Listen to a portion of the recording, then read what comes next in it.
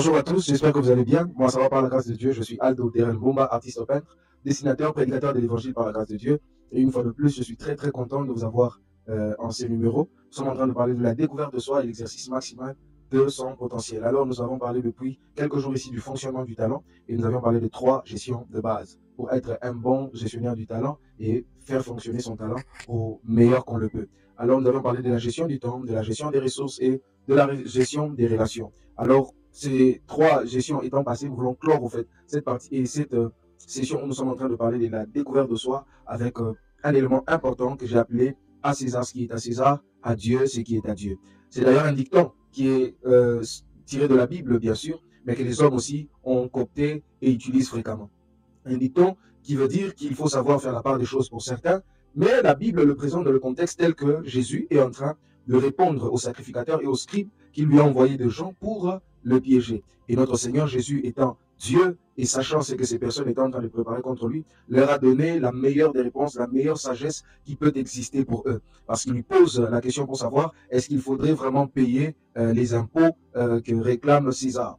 Et Jésus leur répond en leur disant de qui est l'effigie. Il demande une pièce. Et puis après, il leur demande de qui est-ce que est cette effigie. Et eux-mêmes, les personnes qu'on a envoyées répondent en disant c'est de César. Et Jésus leur répond en disant à César ce qui est à César et à Dieu ce qui est à Dieu. Mais j'aime bien aussi une révélation que le pasteur Lombo a donnée par rapport à ça. Il a dit que ce jour-là, quand ils ont dit, quand Jésus leur a répondu en disant, si c'est de César qui est cette effigie, rendez à César ce qui est à César. Mais le pasteur Lombo donne une révélation en disant que parce que l'effigie porte l'image de César, rendez cela à César. Mais aussi César, qui est créé à l'image de Dieu, rendez-le à Dieu, qui revient à ce que tout doit être rendu à Dieu. Une merveilleuse révélation que j'ai. Et en ce jour, j'aimerais apporter aussi une part par rapport à la réflexion, ou plutôt aux différentes réflexions qu'on est déjà en train de mettre pendant ce jour-ci, parce que nous sommes en train de parler de la découverte de soi. Nous allons introduire un peu sur l'exercice maximal de son potentiel qu'on a déjà commencé avec certains basiques.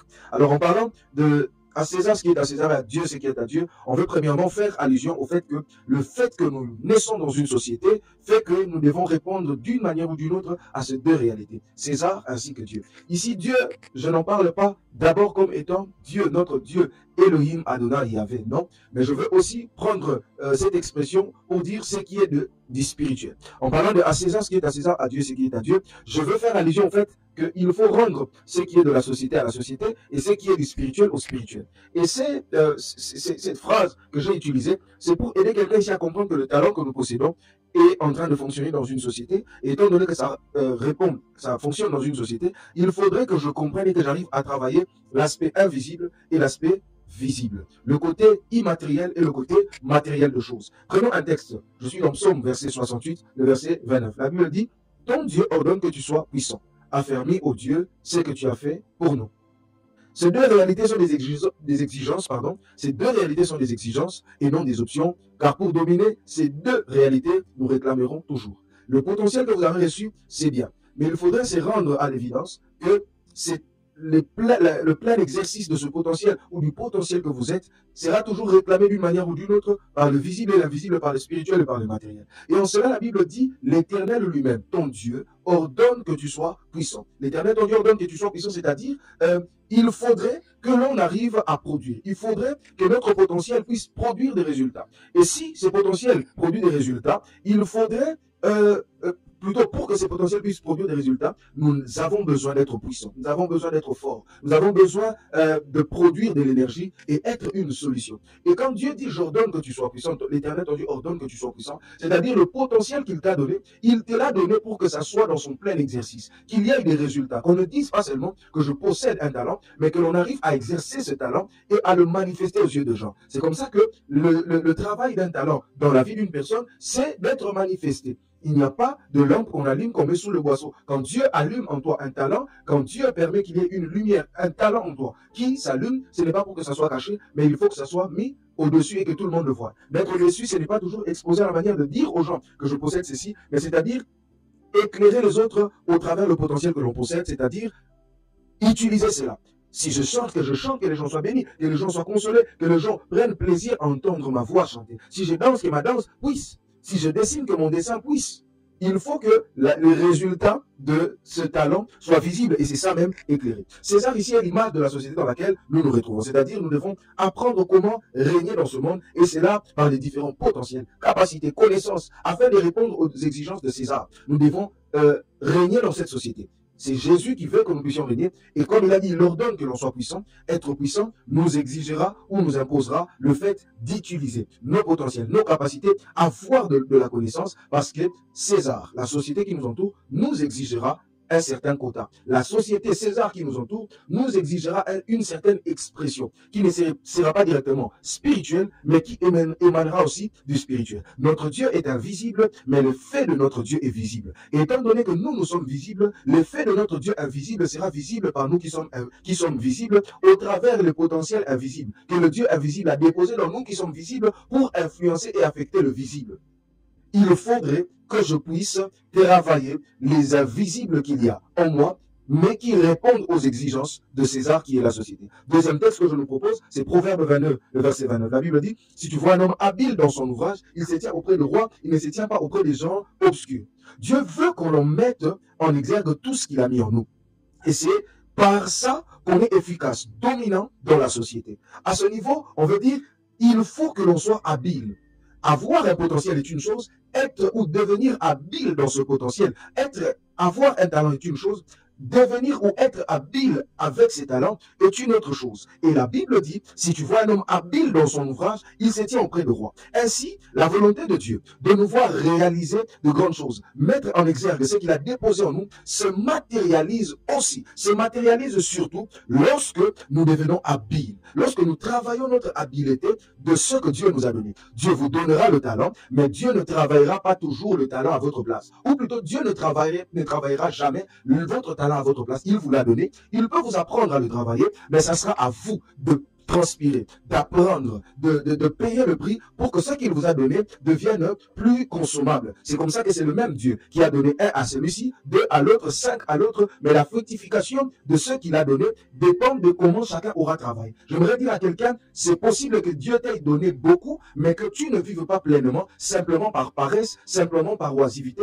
simplement par complaisance. Il est important d'être habile, et être habile n'est pas une affaire d'imposition de main ou simplement d'une grâce des claquements de doigts. Non. Être habile est aussi un exercice de tous les jours. Être habile ne naît pas du coup, mais plutôt se cultive tous les jours. Dieu veut que l'on mette en exergue ce qu'il a déposé. Alors, nous devons chercher à nous découvrir ce que nous sommes en train de faire pendant tous ces jours. Et je pense qu'à ce niveau, chacun de nous est quand même arrivé à découvrir ce qu'il est, mais aussi découvrir ce que nous avons comme potentiel et talent, et surtout nous former, apprendre dans l'objectif de nous emmener à l'exercice maximum de notre potentiel. Forgez-vous, travaillez-vous, aiguisez ce que vous possédez. C'est comme ça que vous vous rendrez compte qu'il y a même de ceux-là qui ont reçu peu, mais qui ont travaillé plus au niveau que le peu qu'ils ont reçu donne les résultats de plus que même ceux qui ont reçu beaucoup. Mais ceux qui ont reçu beaucoup travaillent tellement peu qu'ils ont moins que les résultats de ceux qui ont reçu peu. Et d'ailleurs, ils deviennent envieux. J'aime une réflexion, je ne sais pas si c'est un dicton, un proverbe, mais je l'ai écouté quelque part. Un homme a dit, le temps difficile produit des hommes forts. Et le temps calme ou paisible produisent des faiblards. Parce que les temps difficiles imposent aux hommes un certain rythme de travail qui les pousse à aller au bout et au maximum de ce qu'ils ont. Sinon, ça ne marchera pas. Et là, ça fait d'eux des personnes habiles. Mais le temps calme et paisible emmène les gens très souvent dans une certaine complaisance, au point que le potentiel qu'ils ont travaille et ils se plaisent et ils se contentent de ce qu'ils ont, de ce qu'ils vivent, alors qu'ils pouvaient vivre mieux. C'est comme ça que très souvent, la vie, Dieu, des fois emmènera des choses qui vont nous contraindre à travailler plus que les autres. Alors à ce niveau, qu'est-ce qu'on veut dire exactement? Apprenez à vous muscler.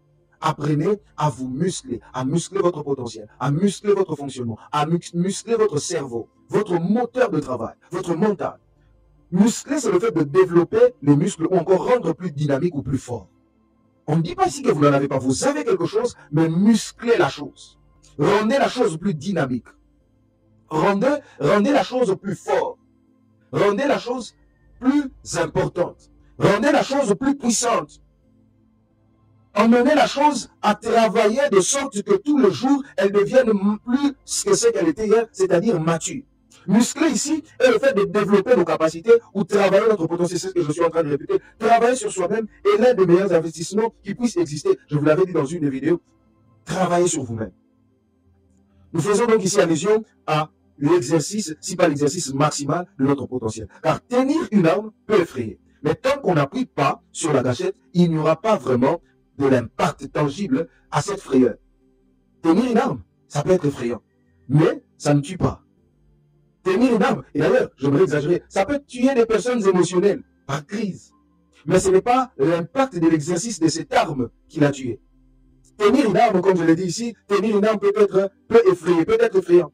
Mais quand on n'appuie pas sur la gâchette, il n'y aura pas vraiment d'impact tangible à cette frayeur. Que la frayeur, ou plutôt que c'est que votre talent inspire ou parle aux autres, soit accompagné d'un travail conscient, engagé de vous-même, pour que vous puissiez appuyer constamment sur la gâchette de l'arme que vous tenez entre vous-mêmes. Avoir du potentiel ou même découvrir un nouveau potentiel, une nouvelle capacité, c'est bien. Mais nous devons arriver à l'exercice. Ne gardez pas ce que vous avez.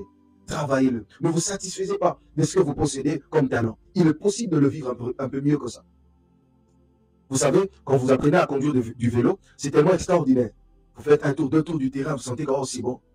Et si vous vous satisfaisez du fait, vous êtes en train de vous satisfaire seulement, j'ai appris à conduire, à faire du vélo, je sais faire du vélo, je peux faire une telle distance, autant de tours du terrain. Parce que c'est ce que moi je faisais d'ailleurs. Je faisais tellement de tours que finalement, je ne savais plus descendre. Il fallait que j'appelle encore pour qu'on puisse m'aider à m'arrêter et à descendre. Et surtout que j'avais un vélo de frein tambour. Donc, c'était un peu dangereux parce que j'étais aussi tout petit. Je pouvais freiner brusquement et tomber. C'était arrivé aussi. Mais quand vous vous rencontrez avec quelqu'un qui non seulement fait du vélo, mais qui arrive à faire sauter le vélo, vous vous dites, ouh, j'ai du pain sur la planche. Donc, le même vélo que je suis en train de voir est capable de faire plus que ce que je l'imagine. Je vais même entrer dans le domaine de l'église. Il y a des gens qui ont des visitations de Dieu. Et quand Dieu les saisit, ils sont là. Ils sentent la chaleur. Et ils disent, oh, mon Dieu, Dieu parle au travers d'eux. Et ils sentent cet effort. Mais le jour où tu vois quelqu'un, sans bouger, s'asseoir et te dire ton nom, ce que tu avais fait, et te dire ce que Dieu veut de toi, et voir la chose accomplir, ça doit t'inspirer à te dire, c'est une dimension, mais il existe plus que ça. Même le Dieu qui a emmené Israël vers une montagne, et il leur dit un jour, vous avez assez demeuré sur cette montagne. Passez là-bas. Un jour, Jésus dit à ses disciples, allons à l'autre bord.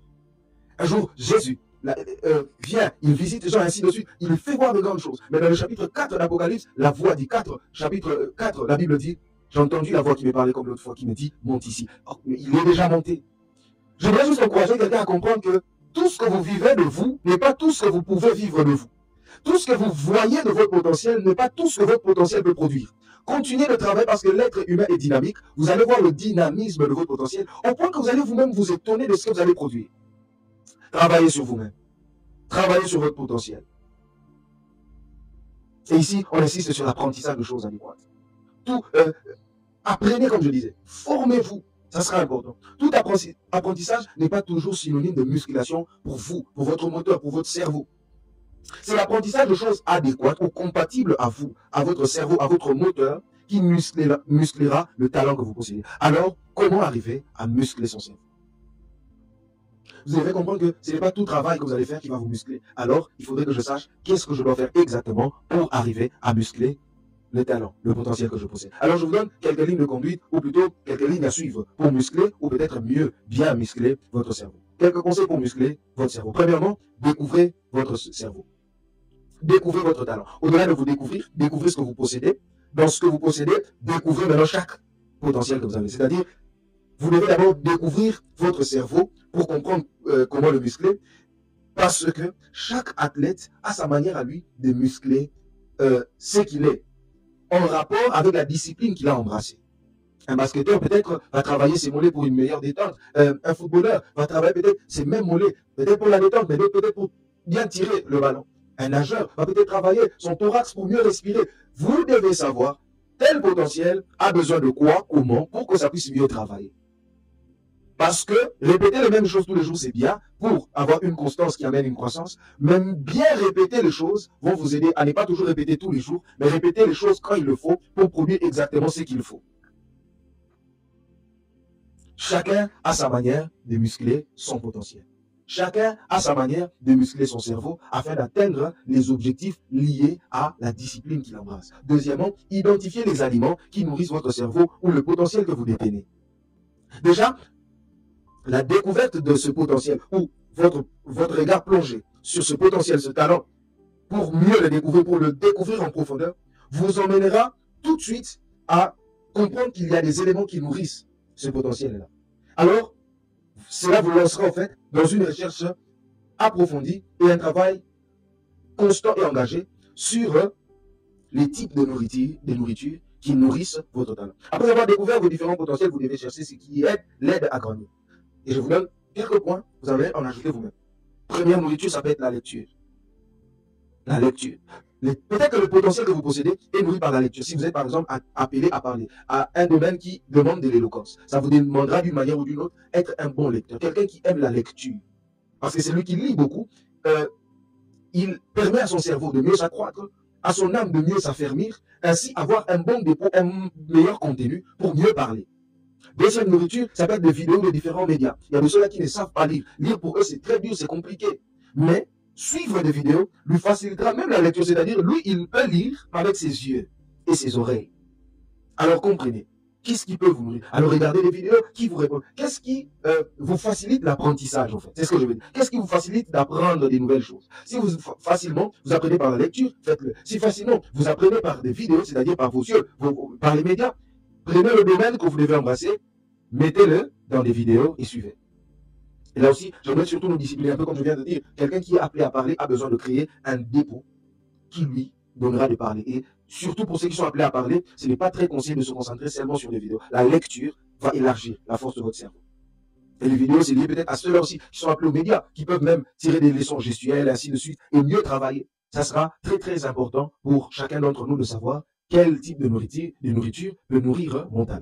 Et bien pour d'autres, ça peut être des formations simplement.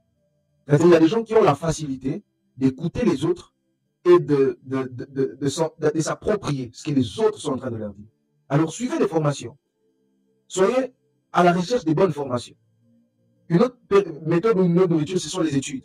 Il y a des personnes qui apprennent mieux avec les études. D'autres qui apprennent mieux encore avec des fréquentations. Fréquenter, je l'ai même dit hier, fréquenter des personnes qui vont vous aider à apprendre, qui seront pour vous une méthode d'apprentissage. Et ce sera très très important pour vous. Alors je suis en train déjà de chuter, je nous donne un point, entraînez-vous. Donc entraînez-vous ici, je dis, vous devez apprendre à apprécier ce que vous faites et lui accorder du temps. Ces différents exercices constitueront votre préparation et lorsque une bonne préparation rencontre l'opportunité, la réussite est assurée. Prenez le temps de vous entraîner, de faire ce que vous devez faire. Même si ça ne marche pas encore, prenez l'occasion de vous entraîner comme un joueur de football. Il doit essayer de voir comment faire pour bien jouer au coup franc. Il sent que lui, il aime le coup franc. Et il va commencer à tirer le coup franc. 1, 2, 3, 4, 5, 500 coups francs. Peut-être même que ça ne va pas entrer. Mais il a appris. Prenez le temps de travailler dans le secret, de vous préparer.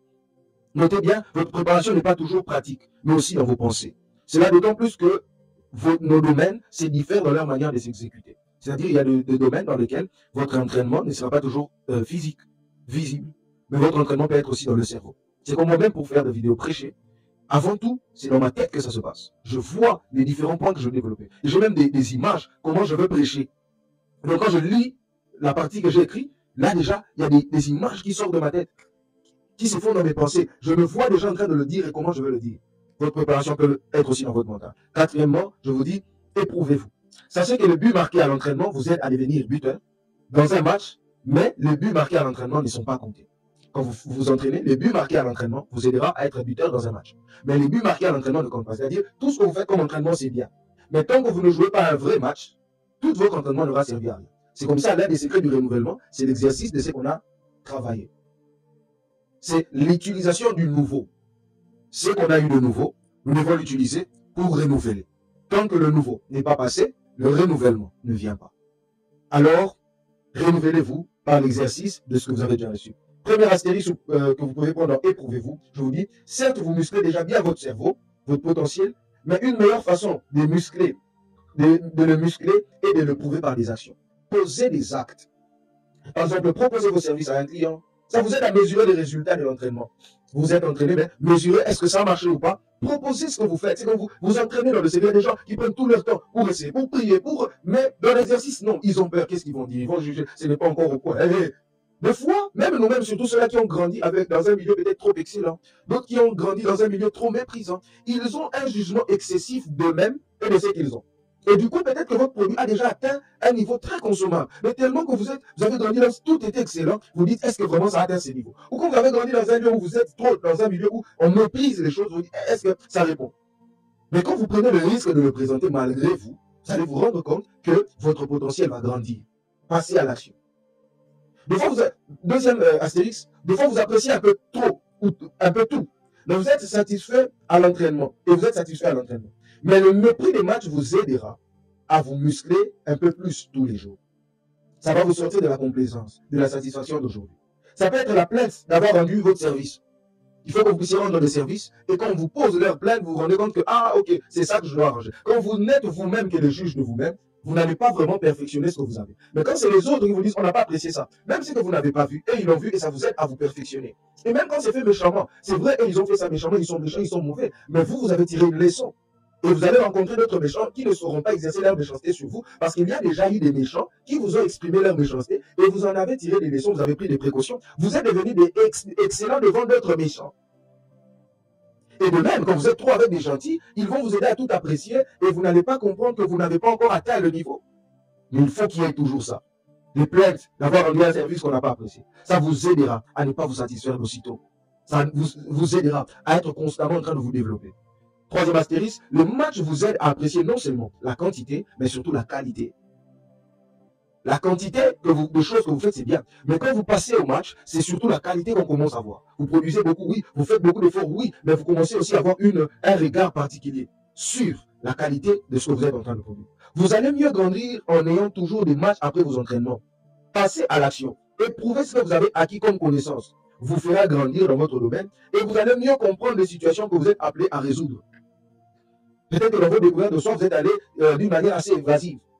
Mais quand vous passez à l'acte, vous êtes dans la société, vous présentez ce que vous êtes, ce que vous produisez, ça va vous aider à mieux comprendre que ce que je fais, oui, c'est bien pour ça, mais ce n'est pas surtout ou toujours appelé à résoudre ça, mais c'est surtout appelé à résoudre telle chose. Et ça vous aide à recadrer vos tirs et à mieux présenter demain ce que vous avez aujourd'hui.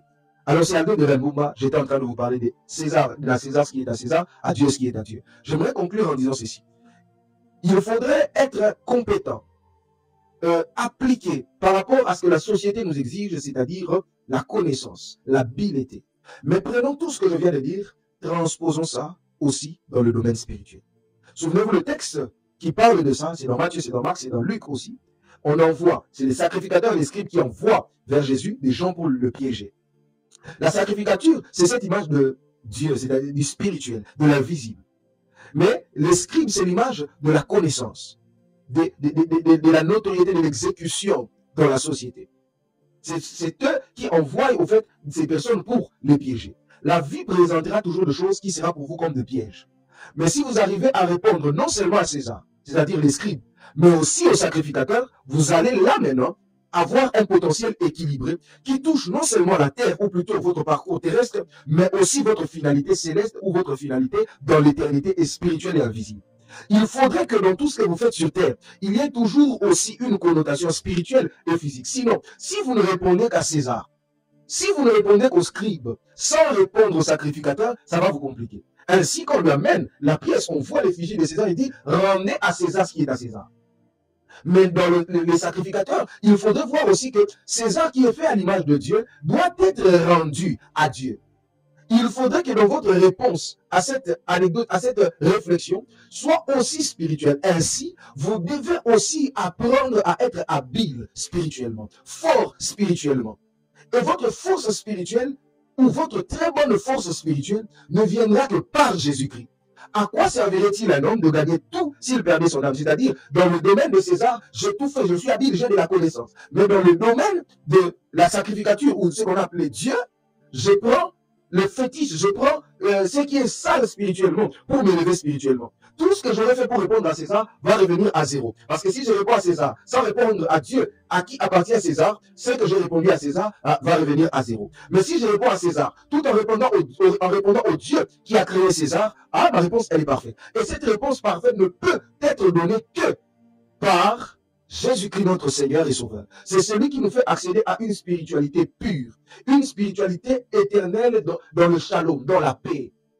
Vous n'aurez pas besoin de vendre votre âme. Jésus a donné de sa vie. Son sang a été donné pour que vous puissiez être sauvés. L'âme, la vie de l'âme vient du sang. Et Jésus a donné de son sang pour que votre âme puisse être sauvée. Mais dans les fétiches, dans l'occultisme, on vous dira de donner le sang de quelqu'un pour que vous puissiez monter en autorité. Dans l'occultisme, dans le fétichisme, on vous exigera de donner de votre sang, sacrifier votre propre vie pour que vous puissiez vous élever en autorité. Mais Jésus vous dira, j'ai donné ma vie pour vous. Donnez-moi votre vie et moi je vous donnerai la paix éternelle. Cette paix éternelle vous préserve de la guérine. Mais aussi cette paix éternelle vous donne de jouir avec Dieu.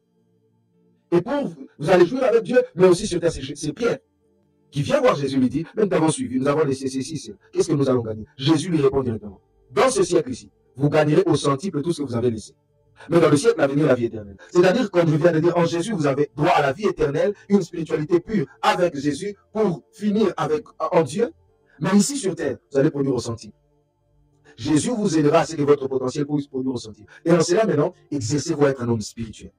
Aimez la parole de Dieu, sa consommation, sa méditation vous aidera à vous élever spirituellement. La parole déclare, c'est par ta lumière que nous voyons la lumière. C'est par la consommation de la parole, de la lumière, comme dit Jean, que cette lumière-là, nous voyons maintenant la lumière. Aucune autre croyance ou religion vous fasse croire, vous voyez, vous devez être éclairé. Non, la Bible, la parole de Dieu, c'est la lumière qui vous permet de voir la lumière. La Bible dit, on a trouvé dans ces enfants-là, dans ces jeunes garçons, des lumières. Vous êtes à une époque comme celle de Daniel, où on est comme en train de comparer votre Dieu. Mais il est important que moi et vous, nous puissions nous consacrer comme Daniel, pour arriver aussi à produire 10 fois plus que ce qu'ils étaient en train de produire. Voilà pourquoi nous en parlerons à un autre numéro. Mais je briefe quand même. Vous avez besoin de jeûner. Vous avez besoin de la parole, de la consommation de la parole. Vous avez besoin de vous discipliner pour que votre esprit s'élève. Vous avez besoin d'être un homme de prière. Je ne suis pas en train de dire ici de prier seulement, mais je suis en train de dire d'être un homme de prière pour que votre esprit puisse travailler dans la fréquence constante de Dieu. Alléluia. Ne négligez pas votre vie spirituelle parce que vous êtes engagé dans une société. Ne négligez pas votre vie spirituelle parce que maintenant vous êtes directeur d'un cabinet. Ne négligez pas votre vie spirituelle parce qu'aujourd'hui vous êtes avocat. Ne négligez pas votre sacerdoce parce qu'aujourd'hui vous avez un travail qui vous occupe trop. Daniel aussi était occupé. David était trop occupé. Mais la Bible dit que David priait 6 fois le jour. La Bible signale que Daniel priait toujours en direction de Jérusalem. Il avait des fonctions. Il faudrait qu'en ces temps de la fin, nous, les enfants de Dieu, nous puissions comprendre que nous devons être des sacrificateurs et des rois. C'est par là que je finis. Vous êtes un sacrificateur et un roi. Et votre sacerdoce doit être affermi. Votre sacerdoce doit être alimenté. Votre sacrificature doit être alimentée. Et cela, c'est par votre vie avec Dieu. Votre vie de prière, votre vie de parole, votre vie de sanctification, votre vie de consécration, de sacrifice. Et j'aimerais prendre même la sanctification à part. Il est vrai que vous vous sanctifiez pour ne pas finir dans la graine, oui. Mais la sanctification est une discipline spirituelle pour accéder aux hauteurs. Elle n'est pas une façon de s'épargner de l'enfer. La sanctification est une discipline spirituelle pour accéder aux hauteurs. Quand cette conscience entre, c'est là qu'on arrive, on regrette notre impureté, pas seulement pour l'enfer, mais nous regrettons aussi notre impureté parce que, j'ai raté quelque chose. Nous devons y travailler. La nature attend avec un ardent désir la manifestation des fils de Dieu, ou plutôt la manifestation de Dieu par ses fils. Mais comment est-ce que nous allons nous manifester, ou plutôt comment est-ce que Dieu va se manifester par nous, si ce niveau-là, ces sacerdoces, nous n'arrivons pas à l'entretenir. Prions ensemble. Éternel ô Dieu, j'aimerais que tu pries avec moi. Dis à Dieu, pardonne-moi mes offenses, mais aide-moi à travailler comme un homme spirituel. Prions. Éternel ô Dieu, je te prie avec mon frère et ma soeur, ma prière est que tu puisses étendre ta main, que tu puisses aider chacun d'entre nous à être sacrificateur et un roi.